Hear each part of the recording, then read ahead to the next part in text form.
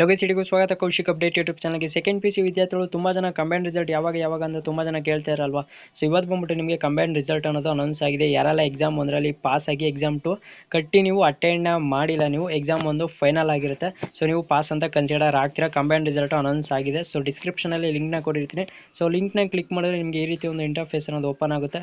So ಇಲ್ಲಿ ನೋಡ್ಬೋದು, ನೀವು ಇಲ್ಲಿ ಸ್ವಲ್ಪ ಸ್ಕ್ರೋಲ್ ಮಾಡ್ಕೊಳ್ಳಿ. ಸ್ಕ್ರೋಲ್ ಮಾಡಿದಾದ್ಮೇಲೆ ನಿಮಗೆ 2026 second P U C exam 1 and exam 2 consolidated result ಅಂತ ಇದೆಯಲ್ಲ, ಸಿಂಪಲ್ ಆಗಿ ಇದ್ರ ಮೇಲೆ ಕ್ಲಿಕ್ನ ಮಾಡ್ಕೊಳ್ಳಿ.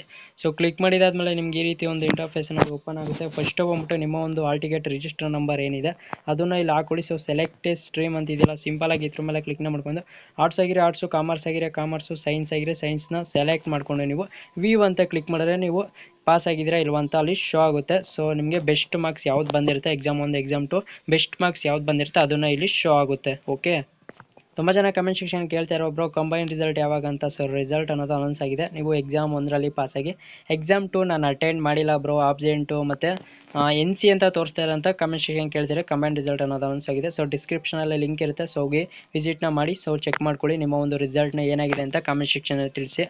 ವಿಡಿಯೋ ಇಷ್ಟ ಆಗಿರೋ ಲೈಕ್ ಮಾಡಿ, ಶೇರ್ ಮಾಡಿ, ನಿಮ್ಮ ಫ್ರೆಂಡ್ಸ್ಗೂ ಕೂಡ ಶೇರ್ ಮಾಡಿ. ಅವ್ರಿಗೂ ಕೂಡ ತುಂಬ ಯೂಸ್ ಆಗುತ್ತೆ. ಏನೋ ಒಂದು ಡೌಟ್ ಇತ್ತು ಅಂದರೆ ಕಮೆಂಟ್ ಸೆಕ್ಷನ್ ತಿಳಿಸಿ, ಪ್ಲಾನ್ ಮಾಡ್ಕೊಡ್ತೀನಿ.